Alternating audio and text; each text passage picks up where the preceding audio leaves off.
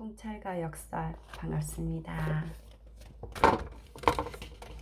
원수의 마음을 바꾸는 법. 인생은 업의 고리로 이어져 있다.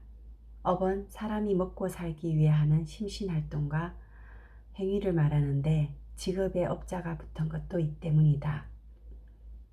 사람이 일을 하지 않으면 굶어 죽는 것처럼 먹고 살기 위해서 누구나 직업을 가질 수밖에 없다.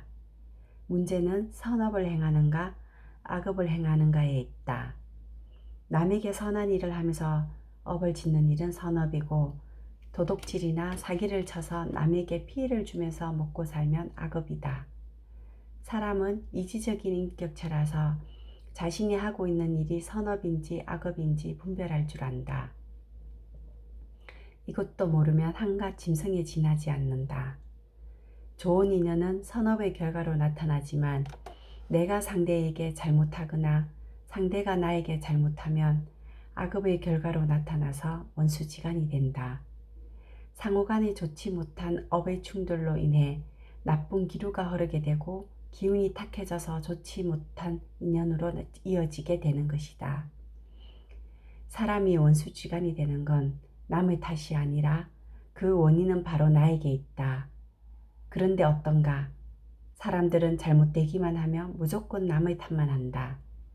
어찌 보면 도둑 맞는 것도 문단속을 잘하지 못해서 생기는 일이고, 사기를 당한 것도 자기 욕심 때문인데, 사람들은 자신의 잘못은 모르고 오직 도둑과 사기꾼 탓만 한다. 이 모든 것은 자신이 지은 업의 결과이다. 그러나 원수를 사랑하게 되면 왜 원수지간이 되었는지에 대한 원인을 알게 되고 원수를 이해하게 되어 전생부터 이어온 업의 고리를 단번에 끊어낼 수 있다. 그로 인해 발생했던 탁한 기운이 사라져서 마침내 좋은 기운이 몰려오게 된다. 이렇게 되면 원수도 서로 사랑할 수밖에 없다. 즉, 원수가 된 원리를 제대로 깨우치게 되면 그때부터는 도둑이나 사기꾼이 주위에 근접하지 못하게 된다. 지금 우리가 살고 있는 세상은 3차원이다. 이곳은 늘 탁한 기운과 좋은 기운이 공존하지만 원수를 자꾸 미워하게 되면 나쁜 기운이 자신에게로 몰려와서 더욱더 나쁜 일만 생길 수밖에 없다. 그러므로 남을 미워하는 마음을 되도록이면 버려야 한다. 가정에서도 마찬가지이다. 남편이나 아내, 시어머니, 시누이를 자꾸 미워하는 등 고부간의 갈등이 짙어지면 그 집안이 콩가루가 되는 것도 모두 이 때문이다. 그런 가정에서는 병도 전염병처럼 들끓게 된다. 불교에서는 몸과 입과 생각으로 짓는 업을 신구의 삼업이라고 한다. 그 중에서도 특히 사람이 조심해야 할 것은 입으로 짓는 구업이다.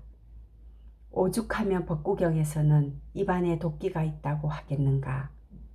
평소에 아무리 잘하더라도 입 한 번 잘못 사용하면 그것으로 인해 평생 원수가 되는 걸 그동안 많이 보아왔다.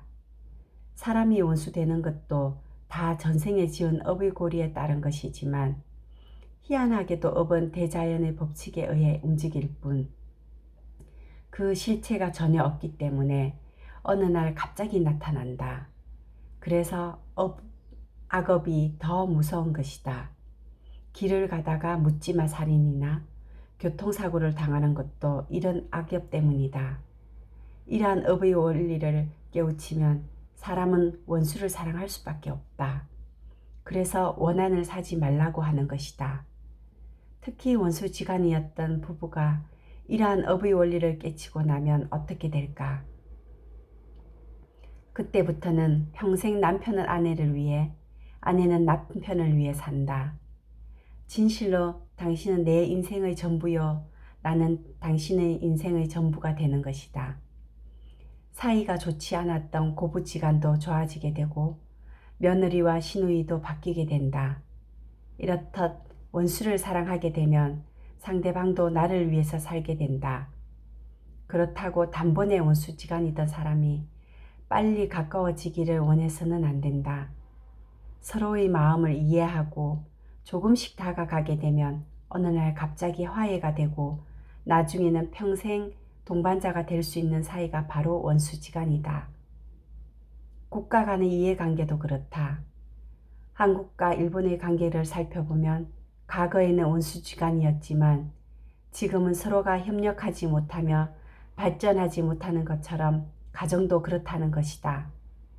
원래 사람의 영혼은 맑지만 육신이라는 놈은 둔해서 상대방의 마음을 이해하고 사랑하는 데에는 시간이 좀 걸린다.